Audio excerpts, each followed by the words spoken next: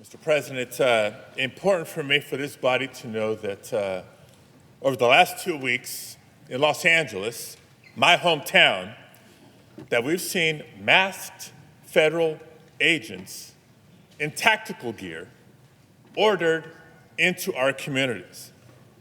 We've seen a disturbing pattern of increasingly extreme and cruel immigration enforcement operations targeting non-violent people at places of worship, at schools, in courthouses, all to meet an arbitrary quota. Now we're seeing President Trump federalize National Guard troops and deploy them without the governor's consent. Active duty Marines now being deployed, escalating tensions in our city. And it's important to note all this without coordination with state and local law enforcement. And despite repeated requests for the justification for these extreme actions, and after months and months of little to no response from the administration on their aggressive and theatrical immigration raids, the Trump administration has done everything in their power but to provide transparency to the American people about their mission in Los Angeles. And so last week, I chose to go home to try to get answers from the administration as they are literally militarizing our city. And I want to share what I learned, I want to share what I heard, because it should shock the conscience of our country. Now, one of the first items on my schedule last Thursday was a meeting and a briefing with General Guillot, the four-star general in charge of U.S. Northern Command. Many of you know him. The briefing was scheduled at the federal building in West Los Angeles, where they're overseeing these military operations.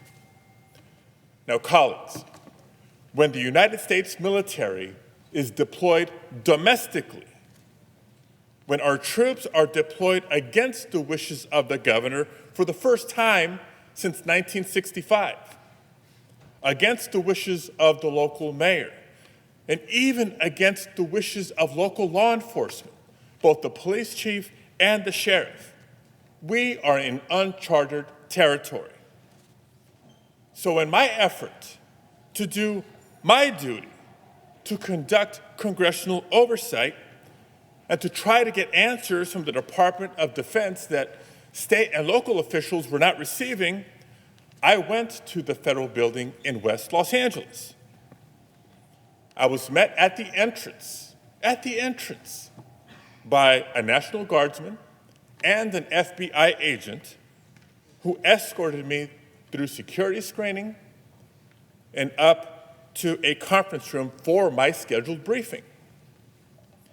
While waiting for my scheduled briefing with General Guillot, I learned that Homeland Security Secretary Noem was holding a press conference literally just down the hall. And that press conference was causing my briefing to be delayed.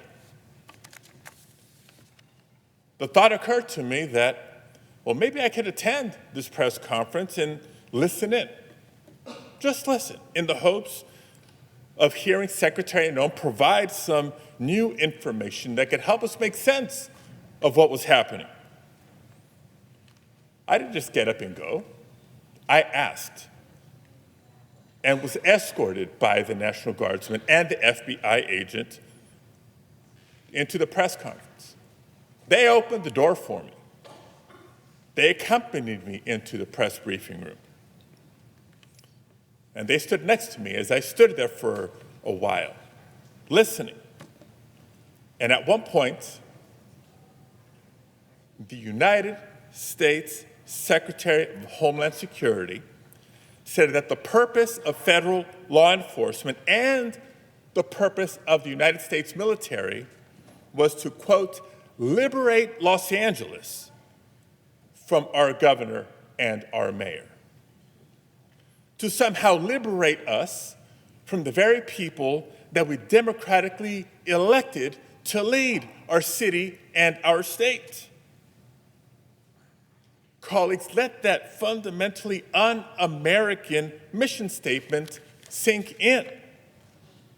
That is not a mission focused on public safety. And that simply is not and cannot be the mission of federal law enforcement and the United States military. To my colleagues on both sides of the aisle, are we truly prepared to live in a country where the president can deploy the armed forces to decide which duly elected governors and mayors should be allowed to lead their constituents?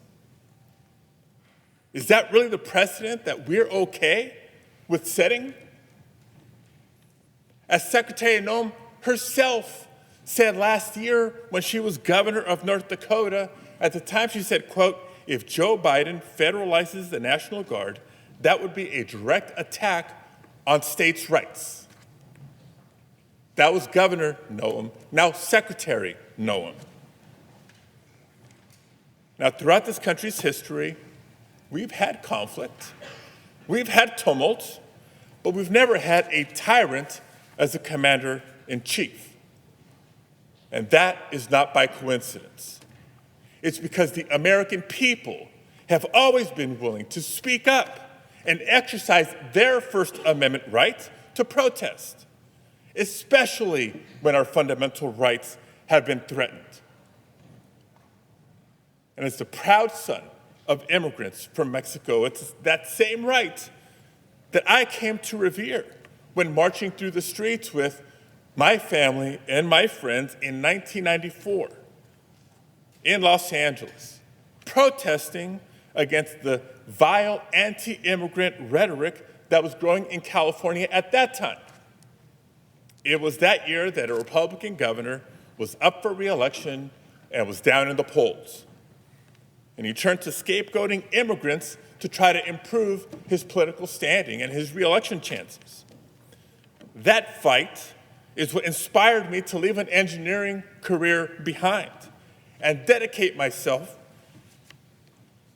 to trying to influence our government and our politics. So I've seen this before. California has seen this before. So last week, when I heard something so blatantly un-American from the Secretary of Homeland Security, a cabinet official, of course I was compelled, both as a senator and as an American, to speak up. But before I could even get out my question, I was physically and aggressively forced out of the room, even as I repeatedly announced I was a United States Senator and I had a question for the Secretary. And even as the National Guardsman and the FBI agent who served as my escorts and brought me into that press briefing room stood by, silently, knowing full well who I was. You've seen the video. I was pushed and pulled, struggled to maintain my balance.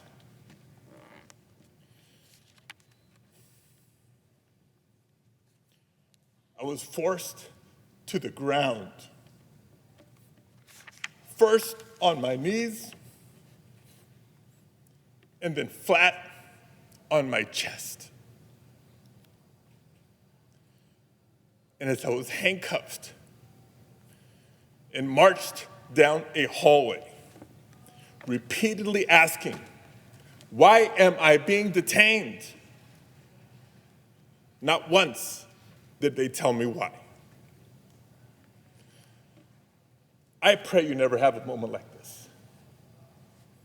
But I will tell you, in that moment, a lot of questions came to my mind. First of all, where are they taking me? Because I know I'm not just being escorted out of the building. Am I being arrested here? And what will a city already on edge from being militarized think when they see their United States senator being handcuffed just for trying to ask a question? And what will my wife think?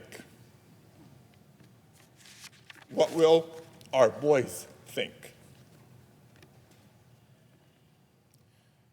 And I also remember asking myself, if this aggressive escalation is the result of someone speaking up against the abuses and overreach of the Trump administration, was it really worth it? But colleagues, how many Americans in our nation's history have marched, have protested, have shed blood, even lost their lives to protect our rights? How many Americans have served in wars overseas to protect our freedoms here at home? And how many Americans in the year 2025 see a vindictive president on a tour of retribution, unrestrained by the majority of this separate and co-equal branch of government, and wonder if it's worth it to stand up or to speak out? If a United States senator becomes too afraid to speak up, how can we expect any other American to do the same? And colleagues, you know me. I can't think of a person who would describe me as a flamethrower. I try to be respectful. I try to be considerate to every member of this body, regardless of our political differences. And so I do want to take a moment to thank all of my colleagues on both sides of the aisle who have reached out to share your messages of support, whether they were public messages or many in private. Trust me, they mean the world to me, and I know they mean the world to my family. But if you watched what unfolded last week and thought what happened is just about one politician and one press conference, you're missing the point. If that is what the administration is willing to do to a United States senator for having the authority to simply ask a question, imagine what they'll do to any American who dares to speak up. If what you saw happen can happen when the cameras are on, imagine not only what can happen, but what is happening in so many places where there are no cameras. Colleagues, this isn't about me. In fact, it's not just about immigrant communities or even just the state of California. It's about every single American who values their constitutional rights. It's about anyone who's ever exercised their First Amendment rights, or anyone who's ever disagreed with a president, or anyone who simply values our democracy and wants to keep it. Now, the president will tell you that this is just about undocumented immigrants, about law and order, and about targeting dangerous, violent criminals. If it was just about targeting dangerous, violent criminals, there would be no disagreement, there would be no debate. But we know differently. We don't think, we know differently. Public data released by the administration shows that the majority of immigrants currently in ICE custody have no prior criminal conviction. And new reporting shows that less than 10% of immigrants taken into ICE custody since October have no serious criminal convictions.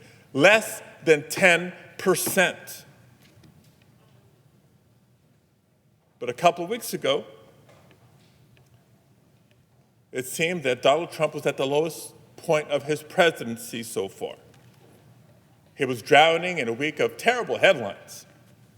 The American people were finally waking up to the realities of the budget reconciliation bill that will cut health care, nutrition assistance, and good-paying, clean energy jobs while reducing the tax burden on billionaires.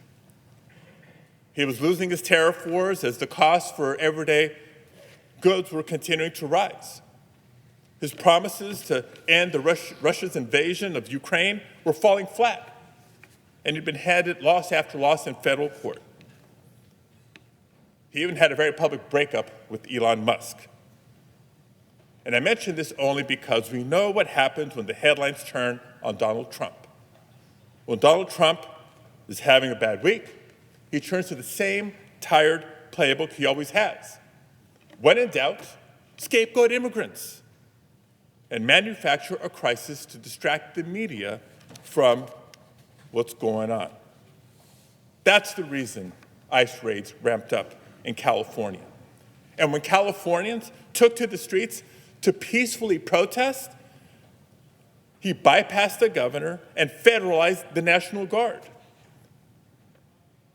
And even with their presence over a couple of days, as things began to settle, he escalated even further by sending in the Marines. He wants the spectacle, not just to distract, but to justify his undemocratic crackdowns and his authoritarian power grabs. That's the reason why, even though the vast majority of protests have remained peaceful, what a weekend. That notwithstanding, the president, the vice president, and their allies have continued to call all the protesters out there insurrectionists. Yes, this is the same man who provoked an actual insurrection at our Capitol on January 6th. The same man who incited a violent mob carrying Confederate flags against Congress. The same man who then pardoned the convicted felons who assaulted our brave Capitol police officers. Donald Trump is continuing to test the boundaries of his power, and he's surrounded himself with yes men and underqualified attack dogs, from the DHS secretary to the FBI director to the Secretary of Defense, who will rubber stamp every anti-democratic step he takes. This administration's officials, and maybe not all, but many Republicans in Congress, may choose not to do their job, but they cannot stop me from doing mine. And I refuse to let immigrants be political pawns on his path towards fascism. Again, if you really think this is just about immigrants and immigration, it's time to wake up. What's happening is not just a threat to California, it's a threat to everyone in every state. If Donald Trump can bypass the governor and activate the National Guard to put down protests on immigrant rights, he can do it to suppress your rights too. If he can deploy the Marines to Los Angeles without justification, he can deploy them to your state too. And if he can ignore due process, strip away First Amendment rights, and disappear people to foreign prisons without their day in court, he can do it to you too. Because California is just a test case for the rest of the country. Last week, for many, was a warning shot, but I pray that it also serves as a wake-up call. We've now seen, since Thursday, Trump threaten to do the same in other cities run by elected Democrats. He's saying the quiet part out loud.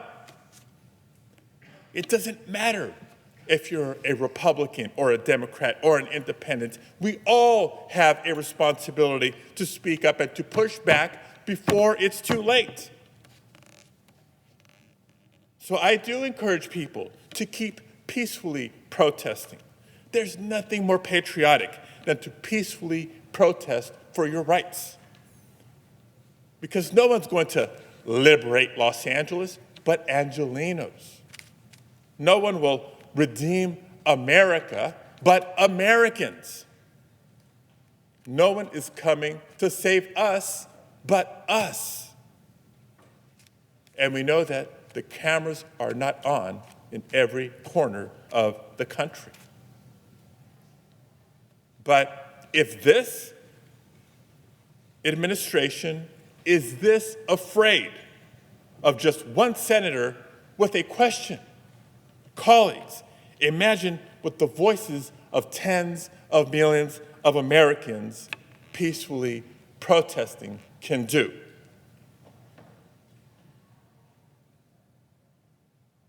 I thank you all for being here to hear me, and I thank you, Mr. President.